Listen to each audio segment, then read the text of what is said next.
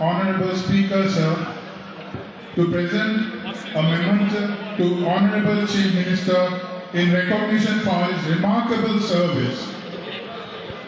Please give him a round of applause. He deserves it.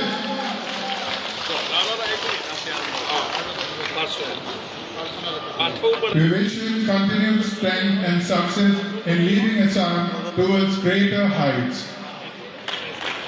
Please give him a round of applause.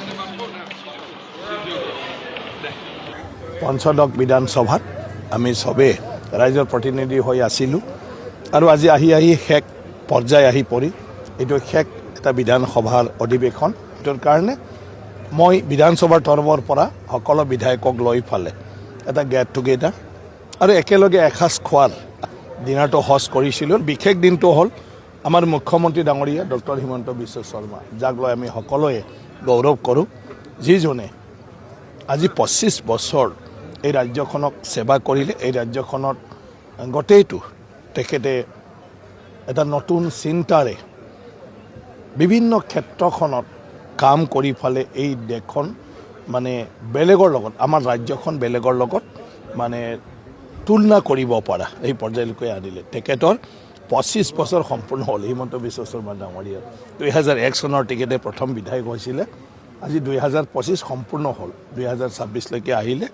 আৰু সেইটোৰ কাৰণে তেখেতৰ নামতো আজি আমি কেক কাটি ফালে তেখেতক আমি কংগ্ৰেচুলেশ্যন জনাইছোঁ আৰু আহি থকা দিনটোৰ কাৰণে শুভেচ্ছা জনাইছোঁ। 25 বছৰ যেনেকৈ তেখেতে MLA পৰা মন্ত্ৰীৰ পৰা মুখ্যমন্ত্ৰী হৈ অসমৰ জনগণৰ কাৰণে আৰু অসমৰ কাৰণে কাম কৰিলে আৰু চবকে এটা সাহস দিলে। সেয়া যেন আহি থকা দিনটোতো তেখেতে আৰু তেনেকুৱাকৈ আমাৰ অসমক নেতৃত্ব দিব পাৰে আৰু আমি নেক্সট গোল্ডেন জুবিলি যাতে পালন কৰিব পাৰোঁ 50 বছৰ সম্পূৰ্ণ কৰাৰ নামত তেখেতৰ নামতো আমি কেক কাটিলোঁ।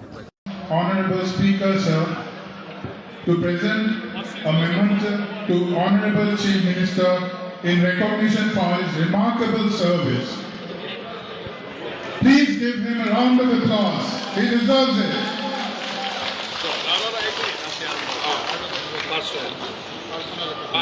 We wish him continued strength and success in leading Assam towards greater heights. Please give him a round of applause.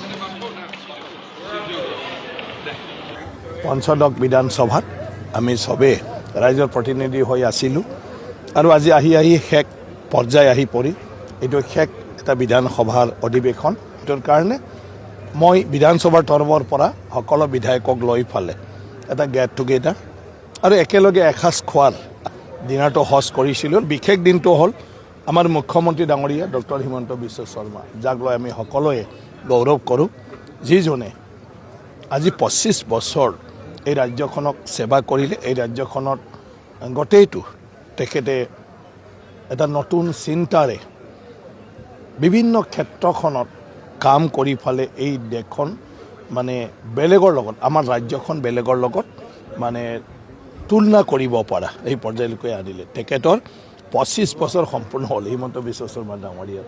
2001 চনৰ তেখেতে প্ৰথম বিধায়ক হৈছিলে, আজি 2025 সম্পূৰ্ণ হ'ল, 2026লৈকে আহিলে।